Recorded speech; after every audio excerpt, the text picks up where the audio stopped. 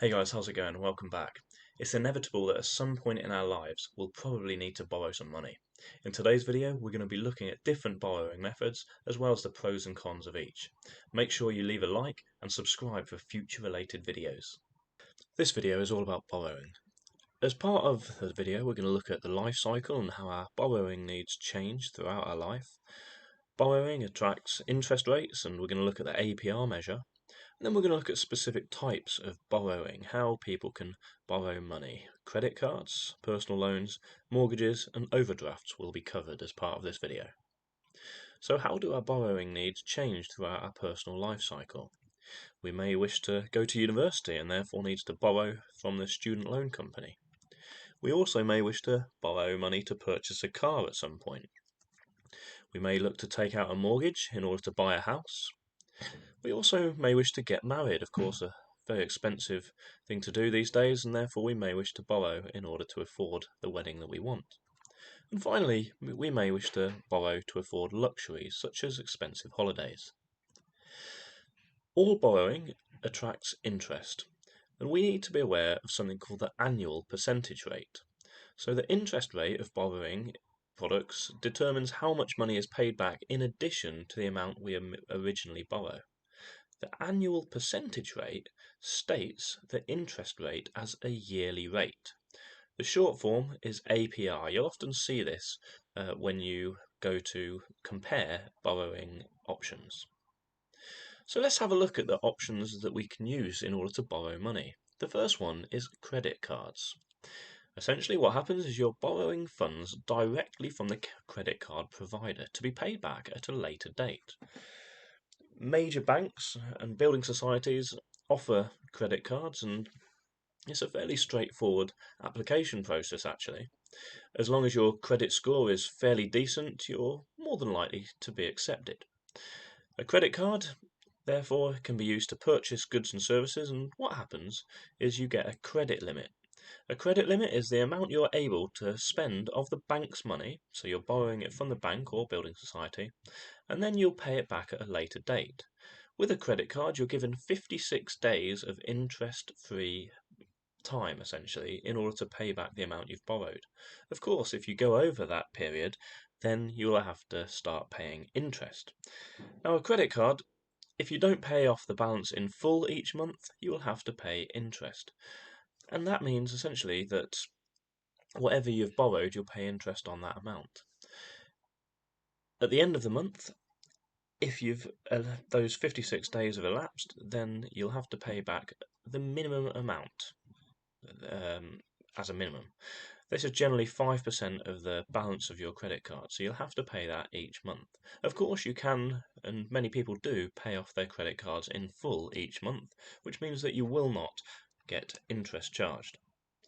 Interest charge can vary a lot between different providers. Often, if you've got a poorer credit score, you may be charged a higher rate of interest because you'll only be limited to certain providers. And on top of credit cards, some different stores, some businesses provide something called store cards. Essentially, these cards are credit cards, but are given by certain shops, shall we say. So, for example, you can get an M&S credit card, you can get a British Airways credit card, known as store cards. The benefit of these is that if you spend money within that business, so an M&S card, if you spend money at M&S or British Airways, you buy flights through that organisation, then you're often awarded incentives or benefits as part of the credit card. For example, with the British Airways account, the credit card, you are given Avios points. Now, Avios points is their air miles, and every pound you spend, you will get a certain amount of air miles, and therefore you can then exchange these for flights or upgrades at a later date. Quite an attractive proposition, as long as you spend on that card and pay it off in a timely fashion. The second type of borrowing we're going to look at is personal loans. Now, personal loans, we can get these from banks, building societies, or a number of other providers, such as credit unions, and they're usually for a fixed term. So it might be that we wish to take out a personal loan for £10,000 and we'll pay it back over a 5-year term. Now, these loans can be taken out on a fixed rate or a variable rate of interest. What that means is if it's on a fixed rate, your rate of interest will remain the same throughout the period of that fixed term. However, if it's a variable rate of interest, the rate of interest may change over the course of that fixed term, dependent upon the base rate, which is set by the Monetary Policy Committee of the Bank of England. Therefore, many people prefer to take a fixed rate because they know how much their repayments are going to be for the entirety of the fixed term. Variable rates may be initially slightly lower than the fixed rate, but of course you're taking the gamble of that variable rate increasing over the course of the fixed term. Personal loans usually have lower interest rates than overdrafts and credit or store cards, which can be a benefit, of course, to people who are looking for a lower amount to pay back. They are, however, not as flexible as something like an overdraft or a store card, because a personal loan will require you to make a certain payment each month. A fixed rate will be the fixed rate for the entirety of the term, whereas overdrafts and credit cards are flexible in that you can dip into them and out of them in the case of an overdraft whenever you want to, and you can pay it back whenever you want to. Therefore, personal loans less flexible than other types of borrowing. The third type we're going to look at, a third type of borrowing, is mortgages. These are long-term loans which are usually used for and secured against property purchases. Now, the personal loans we looked at earlier are often unsecured loans. Essentially, what that means is when you take the loan out, if you're unable to pay it back, then the loan company have the option obviously to take you to court to recover their funds, but it's not secured against any of your property, for example. Mortgages, on the other hand, are secured against what you use it for, i.e. to buy a property, a house, land.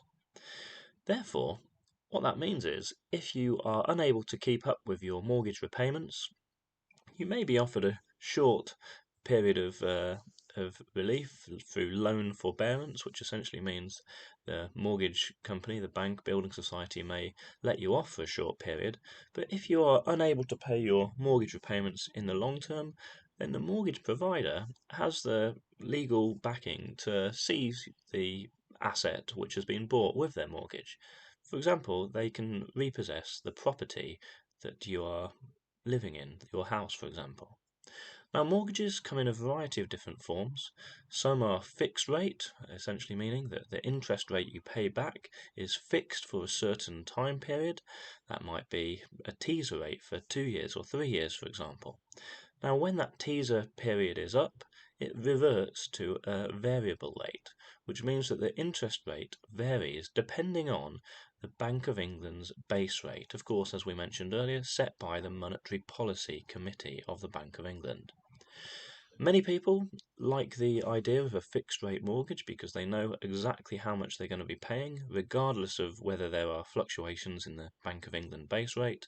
However, sometimes the variable rate can be somewhat less interest than fixed rate.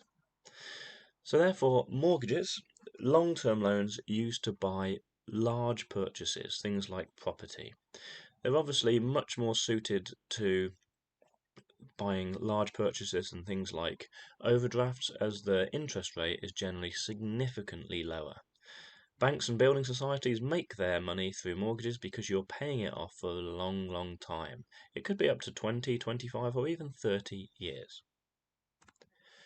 So let's have a look at overdrafts. An overdraft is a flexible borrowing facility on a current account. In current accounts where an overdraft is not set up, you will get down to zero in your current account and not be able to spend any more. However, if you have an arranged overdraft, it means that you're able to go below zero in your current account, essentially spending the bank's money. Now, an overdraft can be authorised and it therefore agreed by your banking or building society. However, some people also may use or go into an unauthorised overdraft. That means that the bank has not agreed to the lending and therefore they may charge you a fixed penalty or an enhanced interest rate, usually significantly higher. Overdrafts, as we mentioned, are really flexible. you don't actually ever have to use an overdraft, even if you've got one set up. It's just potentially a peace of mind, a safety net, if you like, for should your bank account go below zero, it will, it's a safety net for just in case sort of scenarios. So therefore, overdrafts, great if you authorise them and agree them with the financial institution beforehand, less so if they're unauthorised and you potentially go into an overdraft by accident. I have found in the past, however, that many financial institutions are very willing to offer customers overdrafts, essentially because they make money off that customer. If a customer goes into an overdraft and doesn't pay it back, then the bank can charge them interest. So, 3 multiple choice questions to assess your understanding of this topic. The first one, which of the following is usually the most expensive form of borrowing in terms of the interest rate charged? Is it a fixed rate mortgage, a personal loan, an unauthorised overdraft, or a variable rate mortgage? The answer to question number 1 is C. Interest for unauthorised overdrafts is likely to be highest, as it is not agreed lending. Remember, it has not been agreed by your provider. Question number 2. Paul is aged 20 and wishes to borrow using an overdraft. Which type of bank account must he have? Is it A, a basic account, B, a current account, C, a savings account, or D, a youth account? The answer to question 2 is B. An overdraft is a flexible borrowing facility on a current account. A basic account would not offer an overdraft facility. A savings account is not set up to use an overdraft, and of course a youth account, someone under the age of 18, would not have the option of using an overdraft. Question number 3 is which of the following forms of borrowing usually has the lowest interest rate? Is it A, authorised overdraft, B, a credit card, C, a personal loan, or D, a store card? The answer to question 3 is C. Personal loans usually have lower interest rates than overdrafts and credit or store cards. To ensure you can get the next video in the series, hit that banner, not before you've subscribed though.